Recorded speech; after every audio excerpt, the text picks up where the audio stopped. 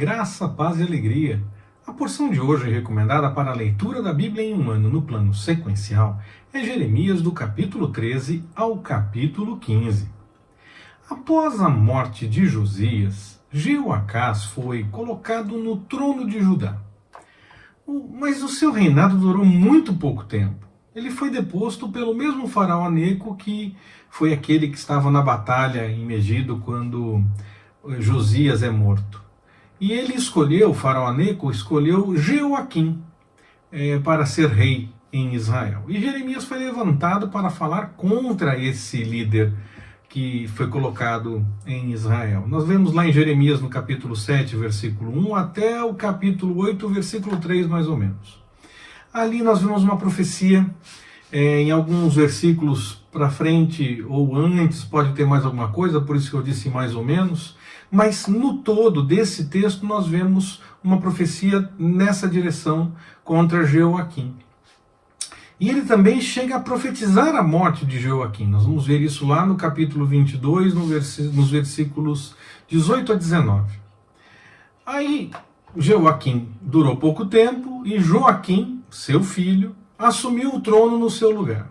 Mas também governou muito pouco e logo foi levado para a Babilônia. E agora era a Babilônia então que escolhia o líder da nação. E Nabucodonosor colocou Zedequias para reinar em Jerusalém. Os nomes, claro, como eu já falei em outras mensagens, nós vimos também quando lemos Crônicas, e Reis e Crônicas, então nós vimos que os nomes podem ter alguma diferença, numa tradução para outra tradução pode ter alguma diferença também, mas é essa sequência de reis que nós temos, e nesse momento Nabucodonosor escolheu quem seria o rei. Isso mostra, num primeiro momento, o Egito, depois a Babilônia.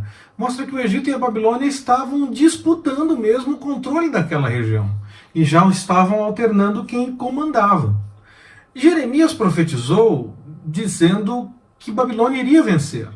E mesmo assim, muitos no meio de Judá ainda apostavam no Egito. Acreditavam que o Egito é que ia vencer, porque estavam acostumados com o Egito vencendo muitas vezes. Já vinha há algum tempo que o Egito ajudava em batalhas, o Egito tinha histórias de vitórias. Na Babilônia ainda não era tão falada, vinha de mais longe, na opinião daqueles que estavam acompanhando todas as coisas e não estavam tão acostumados com ela, então achavam que o Egito é que ia ganhar. E Jeremias falou, não, quem vai ganhar é a Babilônia.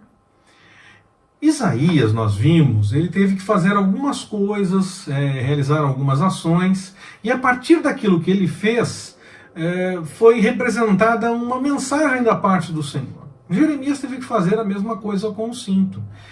A mensagem que o Senhor tinha para transmitir naquele momento foi com base no que aconteceu com o cinto que Jeremias teve que tomar e seguir todos os passos que o Senhor orientou.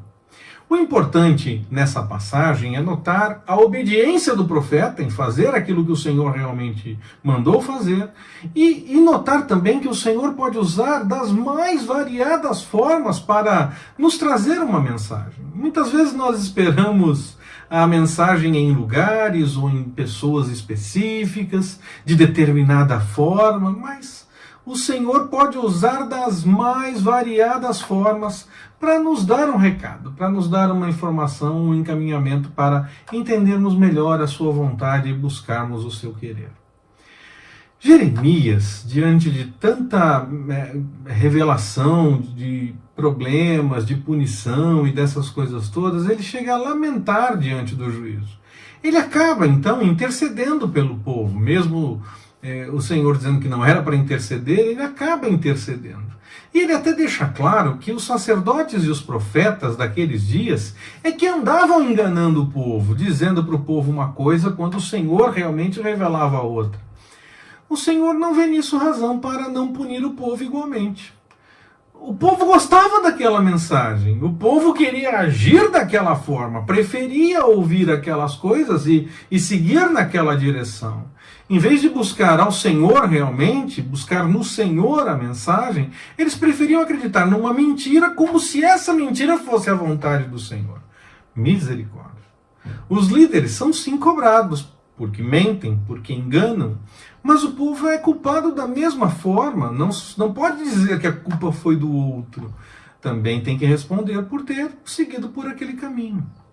Muitos usam a palavra do Senhor para satisfazer os seus próprios desejos. E nem chegam a combater erro ou pecado, ou tentam mostrar que é errado aquilo que não gostam. Não tem sentido isso. Ainda tentam fazer parecer que a vontade do Senhor é o que eles querem. O Senhor está revelando que essa é a vontade dele, quando na verdade eles é que querem aquilo. Não é o que o Senhor realmente está revelando. Nós precisamos tomar cuidado. A Bíblia deve ser estudada integralmente, de forma completa.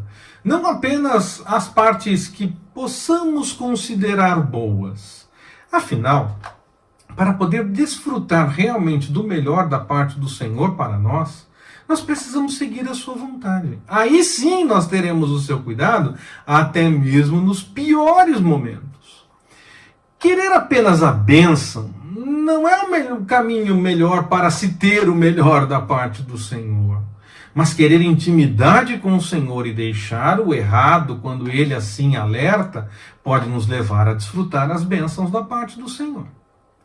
No meio de tanta mensagem dura e da incapacidade do povo de dar atenção e se acertar diante do Senhor, Jeremias lamenta pelo seu chamado e até mesmo pelo seu nascimento. Fica indignado, fica chateado, fica triste.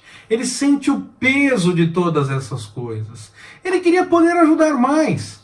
Fica inquieto diante do que se aproximava e diante também do que ele tinha que anunciar. Mas o Senhor conforta Jeremias. Ele, pelo menos, seria poupado no meio de todas aquelas coisas. E mesmo o povo, que teria que passar sim por momentos bem complicados, ainda teria um remanescente que teria o cuidado do Senhor, mostrando que o Senhor punia para chamar a atenção, para que pudessem reconhecer que erraram e voltassem a buscar a sua vontade. Mesmo assim, o juízo naquele momento era inevitável.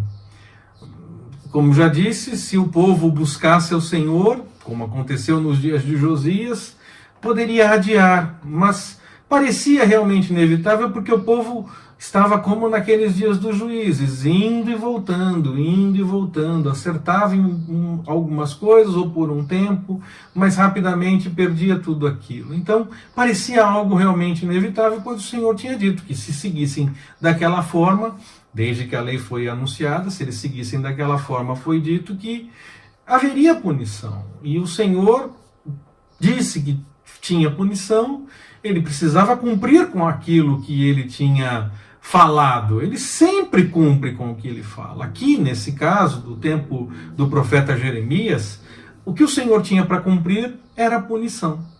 Mas nós podemos notar com essa realidade que temos realmente todas as mostras para que confiemos no Senhor, para que esperemos nele, pois ele realmente cumpre as suas promessas. Que o Senhor nos abençoe.